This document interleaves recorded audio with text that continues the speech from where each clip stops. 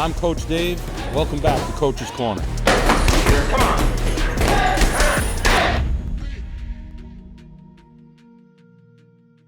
All right, so this one is the one we've been waiting for, okay? Part of the reason we came up here tonight is to meet with this man and congratulate him. Hector Rosario, pleasure. Thank you. November 2nd, Hector Rosario is going into the Connecticut Boxing Hall of Fame. And for a lot of people who don't know him in the state, he's a very quiet, humble man, but a mainstay not only in the state of Connecticut, but around in boxing. So, Hector, congratulations. Thank you. I know it's an honor, and I know you put so much time and years into boxing. You know, I have to ask you one question, though, because, you know, when I see you, we're usually sparring or at events, and what was it that brought boxing to you, or you to boxing? When I was a lot younger, I got beat up a lot. I grew up in Hartford area, off of Main Street, Bellevue Square, and I got beat a lot. So I got into as I was growing, I got into the gym. At 8 years old, I got into the gym with Johnny Duke. Got some technique there and started defending myself. As we went on, I started fighting. Silver mittens, golden gloves. Actually, I beat Luigi Campotero in the golden gloves. I believe it's 82, 84. I beat Ray Oliveira in the New England golden gloves. Those are big names in Connecticut, right? Yes, yes. In the New England golden gloves, I took his rank. He was ranked 10 in the country. I lost it when I went to the Nationals. Had one pro fight, lost to Angel Gonzalez. I shouldn't took the fight. I was not in shape.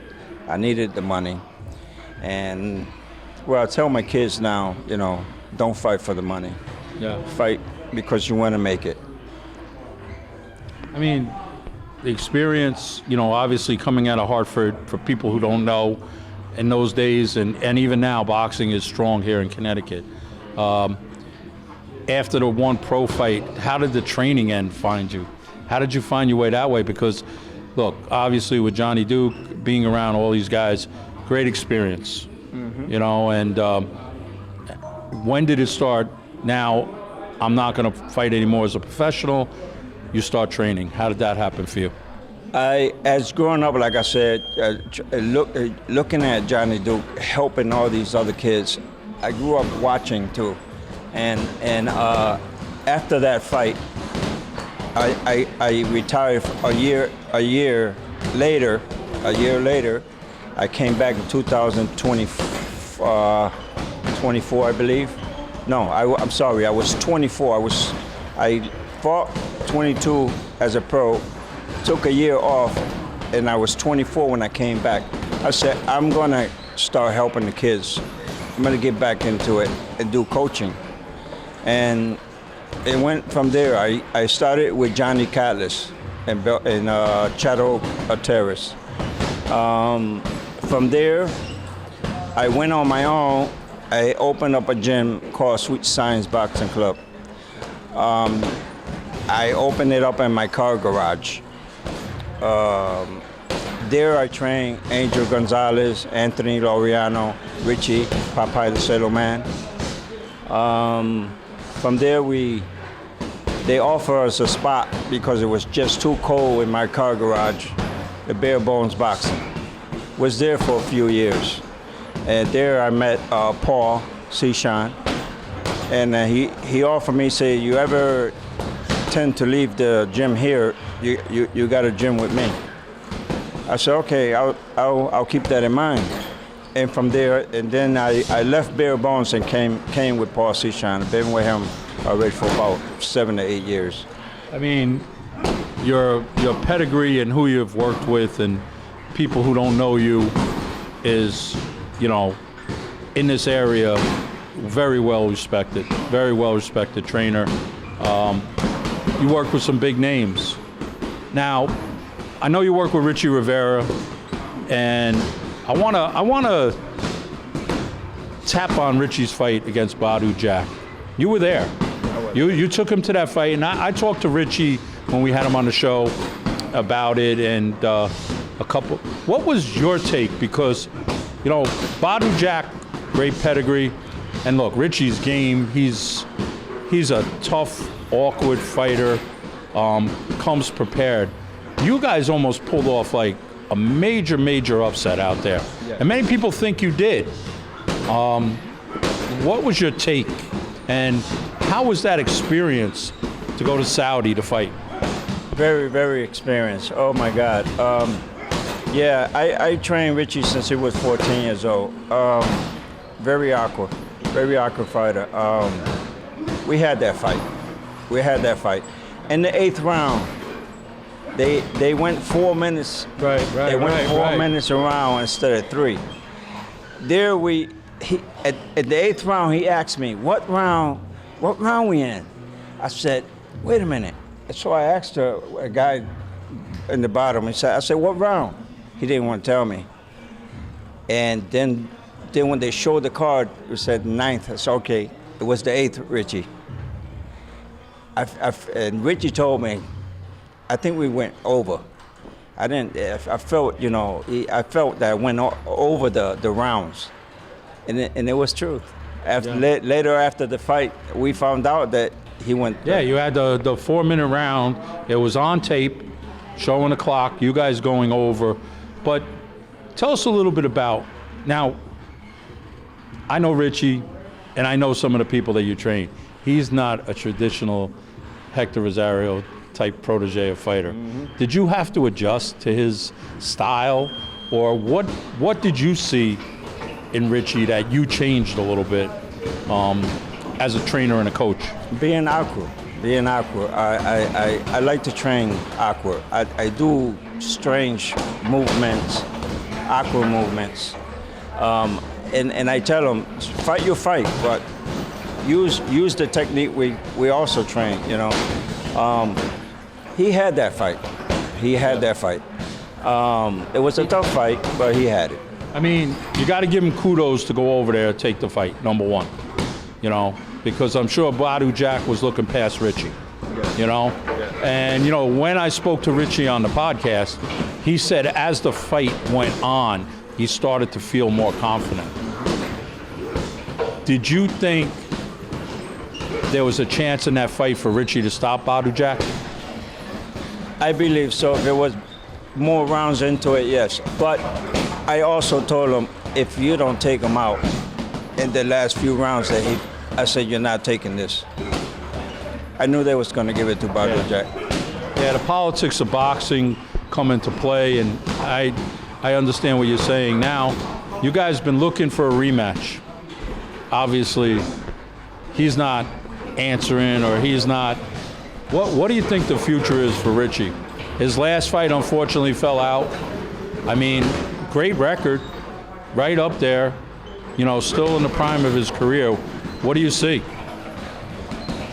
It's getting tougher. Nobody, I guess he called a few people out, and they don't want to fight him. He's an awkward fighter, and they kind of like, I think they need to give him a chance. Yeah. He's just up there, so. Yeah, well, I think it's like you said, he's awkward. He's dangerous to guys that are above him. Yeah. And the guys that are behind him don't want any part of him because they probably can't handle him. Right. But, I mean, look, right now you're here with Mike Con Williams, helping with Stevie Coleman and Paul Cechon. Tell us about camp and what you guys have been working on and what you see for the upcoming fights on Mikey and Stevie. A lot of the training is with Paul Cechon. I throw my vision in there. I give him my little advice, but more Paul works with him. with Stevie also. So, that that's an interesting dynamic here, because we all have fighters who have a head trainer, and other people put that. You and Paul have different styles. How does it mesh? How do you guys mesh in the gym? Good. We joke, we have fun. Here and there, I'll do pads with Mikey, throw my moves, and we take it from there. Just have fun with it. Yeah. So, coming back to the Hall of Fame, when your name was announced, was it a surprise, and how do you feel about that? I thank Paul for helping me to get in there. Yeah. I did get in there as contribution a few years ago, but now I feel like, whoa, this is big right here.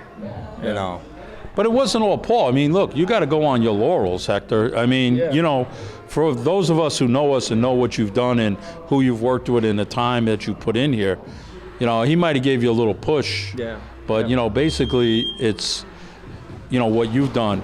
Now, I know most coaches, is this something that when you started coaching, you might have thought about? Was it there? Or was it like, hey, wow, I'm getting inducted now? Yeah. I also want to say I am still trying to get my world champion. I got a few kids that are really good. Tell us a little bit about who you're working with right now. Jamal, Alexandra, the kid there. Kelvin Reyes, he's also a great fighter.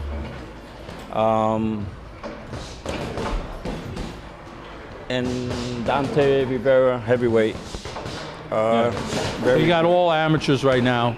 Yes. Getting them ready for future shows, Golden Gloves.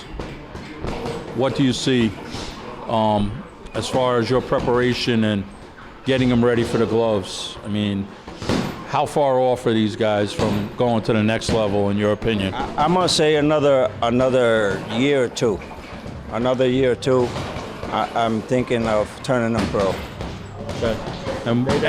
And with your guidance, every trainer has a different style. What is your style, and what do you require of these kids? I love training lefty righty, switching a lot, throwing odd combinations, very odd. Yeah. Not just straightforward, boxing.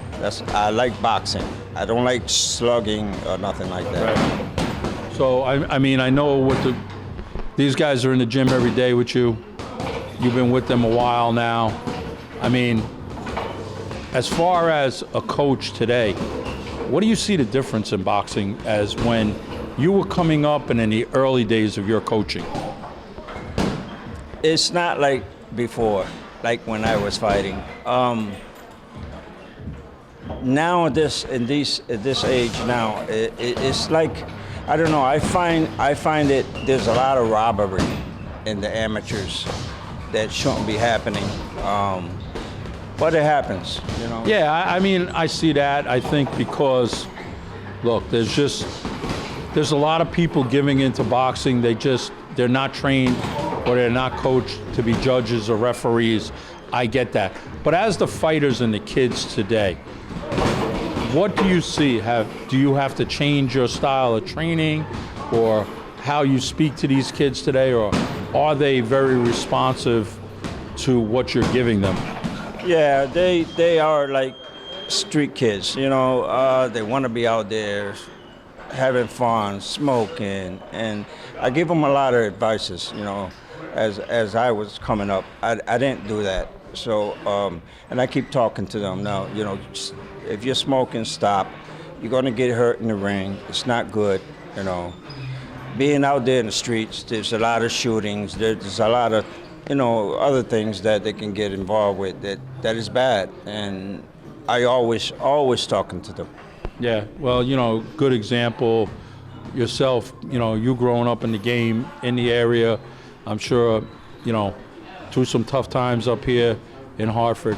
Where do you see the sport of boxing going, Hector, in the future, as a whole right now, whether amateur and pros? Where, you've been in it a long time now. You've been around some great people. You're around great people right now. Where do you see this sport going? I hope it's for the better.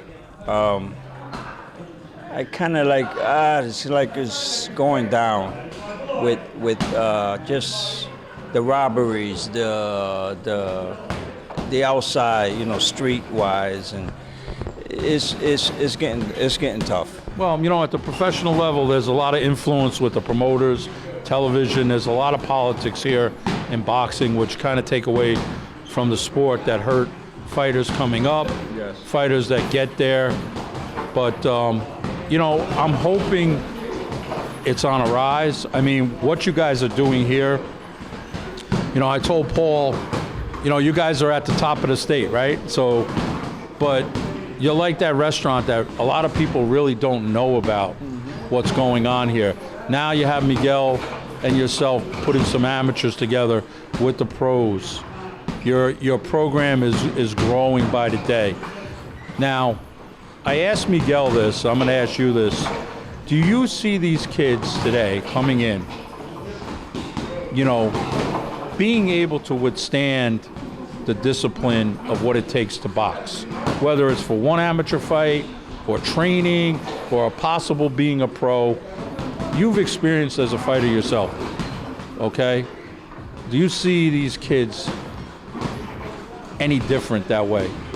Are they focused, and are they taking what you guys have to offer and really understanding, hey, I got a shot to be something here? Some fighter does, some kids does. Some kids come in, they work, they see it's too hard, they don't come back. Some fighters, they stick with. They train, they see the difference of the advice that we're giving them, the hard work, and they're getting tougher and tougher. And they want to stay in the gym. They say they want to become a world champion. Well, if you want to become a world champion, you have to work hard. You have to be in this gym 24 hours. It's just work hard, and you'll get there. Well, you know what? Out of this gym, there's been world champions already. You have Matt Remillard. Micon Williams holds some belts. He's obviously on a fast track out there. We hope to see him fighting in a major fight soon. Got Stevie Coleman coming up. Yep. We've had some great amateurs out of here also. So the example is here. It's not like, okay, as soon as you walk in, you see the belts. That's got to be a motivation for these kids. But if you were to go back and say, what's the best advice you could offer a fighter? Stay in here. Stay in here. Work hard. You'll make it here at this gym. In any other gym. If you stay in there, you will make it. Awesome. So, we got to talk about your speech for November 2nd. You're a man of very few words, but you got to get up there. You got to say something. Are we working on this speech, or are we going to wing it? What are we going to do? I'm going to wing it. I'm just going to say whatever I got to say. And you're going to speak from the heart? Yes. I don't know, man. I think we really should focus on a little practice here before we go up there. Yes. Because, you know what I mean? Because, you're representing this gym, and I know Paul, you don't want to be embarrassed if you say the wrong thing up there. Right. But listen, Hector, really, really want to congratulate you. As Thank you very so much. well deserved. You are definitely a mentor, and in this, game right here, oodles of knowledge and experience. And you know what? Very humble man, and if anybody deserves this honor, it's you. I wanted to come and congratulate you. Hector Rosario, Connecticut Hall of Fame induction 2024. Okay, Mohegan Sun brunch.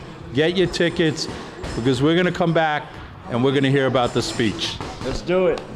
Thanks, Hector. My man, you did great. Thank you. You did great. I'm Coach Dave. Welcome back to Coach's Corner. Come on.